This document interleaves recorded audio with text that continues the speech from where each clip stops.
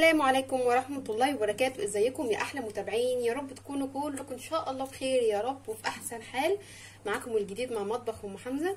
يا ريت تشجعوني بجد باللايكات لان القناة واقعة خالص، فيا ريت لو سمحت اللي لسه مشتركش يشترك وينورني وان شاء الله الوصفات بتاعتي تكون بتعجبكم. والله انا بجيب لكم ابسط حاجة وبتفيد فعلا بطريقة جميلة جدا، بس اهم حاجة تمشي على الخطوات انا بقول لكم عليها. بجد وصفه النهارده حاجه كده رائعه، لو عايزه تعرفيها ايه هي كملي بقى الفيديو للاخر وان شاء الله طريقتي تعجبك. بس اوعي تنسي اللايك.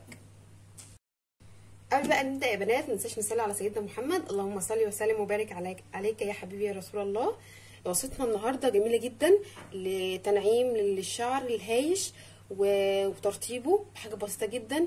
الجليسرين ده انا ما بعرفش استغنى عنه خالص في البيت كترطيب البشره زي ما قلت لك والشعر، بس لازم نخففه باي حاجه لانه بيبقى تقيل عشان ما يبوظش بردك حاجات. يعني احنا بنخففه، لازم نمشي على الخطوات اللي بقولك عليها عشان ما يبوظيش حاجات. تمام؟ فاحنا هنعمل ترطيب للشعر الهايش وتنعيمه بجد بالجليسرين، حاجه كده رائعه. هتجيبي بردك عندك بخاخه فاضيه، اي بخاخه عندك فاضيه زي البخاخات اللي وريتها لك قبل كده. هتحطي ربعها جليسرين وربعها او حاجات بسيطه بردك من يعني اقل من الربع بحاجه بسيطه. اي زيت عندك بقى، زيت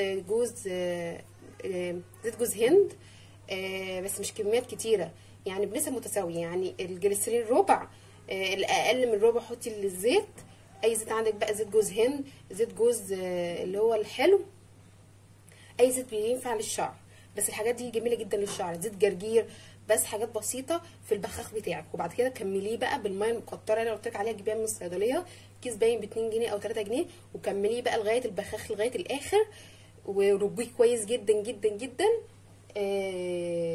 بس كده هي دي الوصفه. بعد ما تربيه كويس جدا تبخيه بقى على شعرك وتسرحيه لاولادك وكل حاجه، بدل ما تقولي لبنتك او لابنك تقولي لابنك او بنتك بلي شعرك عشان اعرف اصورهولك، كده غلط خالص، ده كده بتدمري الشعر. لا، تبخي بخيتين 3 كده على الشعر من قدام وتعرفي تسرحيه ويدي لمعان ونعومه. بجد الطريقه دي رائعه وجامده جدا. اعمليها وان شاء الله هتعجبك وهتدعيلي، ما تنسيش من الدعاء. وان شاء الله بجد قناه تكبر بيكم وان شاء الله. لو لسه انت مشتركتيش تشتركي وتنوريني عشان القناه تكبر بجد، لان القناه واقعه خالص. فساعدوني بالله عليكم ان القناه بتاعتي تكبر. فما تنسوش اللايك وتشتركوا في القناه لو انت لسه ما اشتركتيش.